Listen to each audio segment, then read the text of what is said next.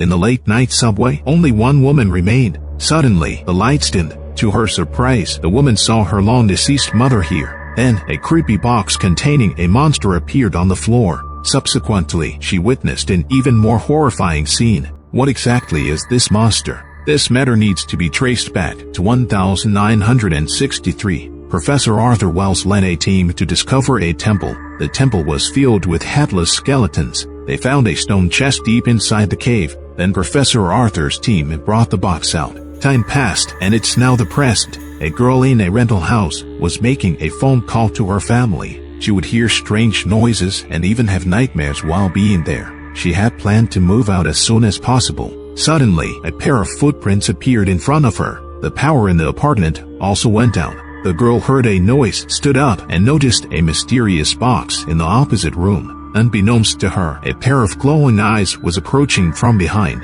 The next second, she was violently dragged into the darkness by the other party. The scene shifts and the protagonist, Anbar, illegally crossed from Mexico to the United States. Without legal status, Anbar had to work in the black market and rent a cheap house. One day, she came to the suburbs to look at a house. It was the same apartment where the film started. She decided to settle there because of the affordable price. She paid the rent for 1 month in advance. Before going to bed, Anbar looked at photos and reminisced about her mother. In reality, a hand also appeared behind her. As Anbar turned around, the hand suddenly vanished. In the morning, when she went out, she met her downstairs neighbor. This person's name was Freya. Anbar greeted friendly. Freya told Anbar not to trust the landlord, Rob, Anbar's colleague at the factory, and they claimed that she could help Anbar obtain an IT card. Anbar found the price too high, so she decided to work and save money first. After get off work, Anbar went to visit his uncle, whom he had never met before. Her uncle helped her find a formal job that required an IT card, but her uncle didn't know that his niece came here illegally. Anbar returned to her accommodation and heard strange noises coming from the basement while preparing to go upstairs. There were strange scratch marks on the door frame.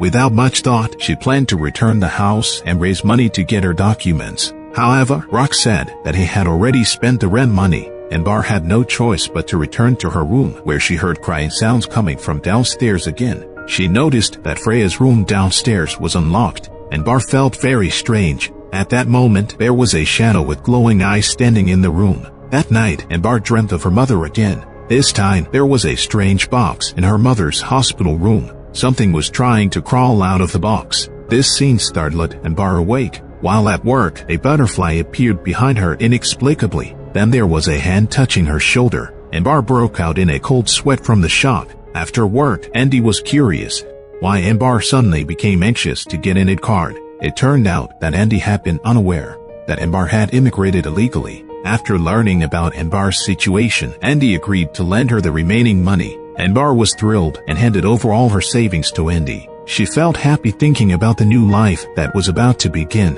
Anbar returned to the apartment and went upstairs as usual. Suddenly saw a bald man banging his head against the basement door. After inquiring with the landlord, Anbar learned that the bald man was Beck, the landlord's brother. After everyone returned to their rooms, the slightly ajar door of the study on the first floor piqued Anbar's curiosity. She entered the room. The room was filled with antiques and insect specimens. The photos on the table also caught her attention because it was the same box she had seen in her dream. The people in the photos were Professor Arthur and his wife Mary. It turned out that the people leading the team to the Mexican temple were the parents of the Rock brothers. Anbar then noticed that the record player beside her was still playing. It seemed to be playing an explanation of a ritual. The general content was that by sacrificing the elderly, women, or children, people could obtain protection. The next day, Anbar went to the factory as usual the next day, but found that Andy didn't show up. She then learned that Andy had quit. It was only then that Anbar realized Andy had deceived her for her money. Due to her illegal immigration status, she didn't dare to report it to the authorities. She had intended to get Andy's address from her boss, but instead, Anbar was fired by her boss. In the evening, while Anbar was taking a shower, she heard someone shouting for help from the drain. Freya, the missing neighbor from downstairs, inexplicably appeared in the bathroom. When she pulled back the shower curtain, the person instantly disappeared. Subsequently, Anbar asked about the whereabouts of the neighbor downstairs. Rock claimed that the neighbor had just moved out. Due to the arrival of new tenants in the apartment, he finally agreed to refund Ambar's rent, but he didn't have cash, so he asked Ambar to wait. At night, the basement door was opened with a deep thumping sound. A butterfly flew into Ambar's room.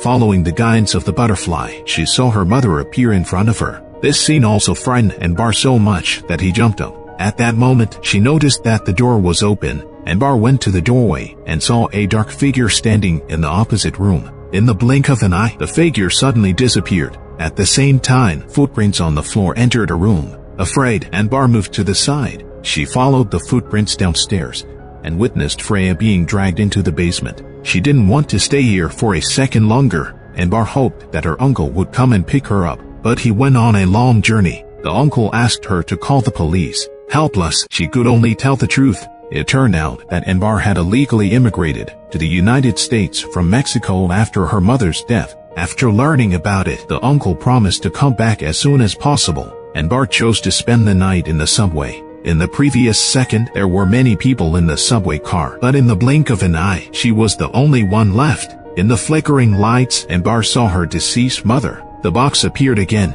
A monster crawled out of the box. Ambar also woke up from her dream. Ambar was worried that the police would check her identity and could only seek help from Rock. She hoped that Rock would refund the rent as agreed. However, Rock said he didn't have any money. Ambar could only go back to the apartment with him to retrieve it. Ambar didn't want to come back here, but she had no other choice. After Ambar entered the door, Rock said the money had been placed in her room. However, when Ambar returned to her room to search, she couldn't find it. Rock followed her. Ambar realized that things were not so simple and planned to leave, but then Beck appeared and took Ambar's phone. Then, two other tenants suddenly knocked on the door. It turned out that they also noticed the strangeness of the Rock brothers and came to find Ambar. Ambar suspected that the Rock brothers might be imprisoning women in the basement. However, the other two tenants felt that things were not so simple, because ever since they moved here, they had been dreaming about deceased family members and boxes. Ambar expressed that she was experiencing the same situation. That night, in her room, Ambar saw a group of female ghosts. Among them were the downstairs neighbor, Freya, and Professor Arthur's wife, Mary. Then, Ambar's mother's figure appeared again. Just as she was about to be entranced, the other girl in the room suddenly woke Ambar up. It turned out that the Rock brothers planned to take them away. Ambar was also thrown heavily to the ground by them. Then, the doorbell suddenly rang. It was Ambar's uncle who came to visit. Originally, the Rock brothers had falsely claimed not to know Ambar. Immediately after, Ambar broke the window upstairs and sought help from outside. Ambar's uncle pushed Rock down in an instant and rushed upstairs. However, as soon as he reached the door of the room, he was ambushed by Beck. Ambar saw blood seep through the door crack and instantly felt despair. Later, including the three girls, they were all tied up. Beck carried one of them into the basement. Rock and Ambar talked about their family affairs. It turned out that his brother had been sick a long time ago. Because they couldn't afford medical expenses, they moved back home. Their father, who is Professor Arthur, always sacrificed girls. He also forced their mother to assist. In the end, their mother was also killed by Arthur. Afterward, the brothers killed their father. Not long after, Beck became obsessed with that box. Later, they also tried sacrificing some women. They found that Beck's condition improved. Now he has no choice but to continue helping his brother with the treatment. At this time, his brother returned. Beck also carried Ambar into the basement. Beck first moved the headless girl aside, then he tied Ambar to the stone platform. Beck opened the box right in front. Inside was actually a gateway to another world. Then Beck left this place. Then many butterflies appeared around the box. Something seemed to be crawling out of the passage. Later, Ambar realized that she woke up next to her mother. When the scene cuts back to the basement, we discover that Ambar's uncle and her escape were all illusions. At this moment, a peculiarly shaped monster crawled out of the passage. Its feet had turned into hand-like appendages, and its tail resembled a cloak. When Ambar realized something was wrong, he picked up a pillow and suffocated her to get out of the illusion.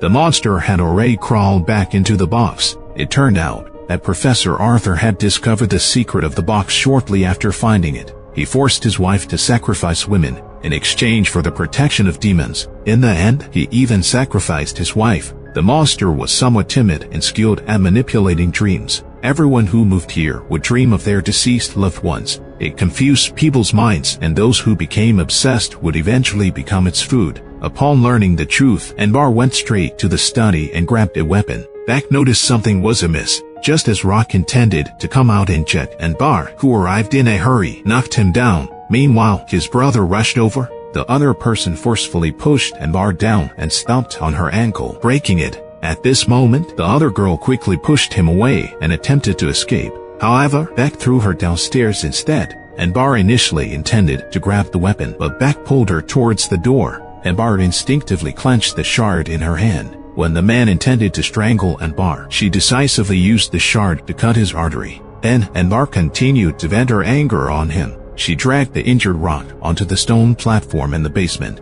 Anbar watched as the monster bit off the other person's head before leaving. At this moment, Anbar suddenly felt a change in her body. Her broken ankle miraculously healed on its own. That is the benefit one gets from sacrifice. Accompanied by Anbar's slow turnaround, the plot of the movie Haunted House Horror comes to an end. The movie's monster special effects were quite unique, and the level of gore was relatively high. Personally, I believe that the box in this movie represents the endless desires within a person's heart. Once a person falls into the vicious cycle of desire, they become a monster. As for why the monster creates illusions of loved ones to control the sacrifices, it is to make the sacrifices more compliant. However, the consequence of yielding to desire is ultimately losing one's mind and even one's thoughts. Alright, that's it for today's movie discussion. See you next time.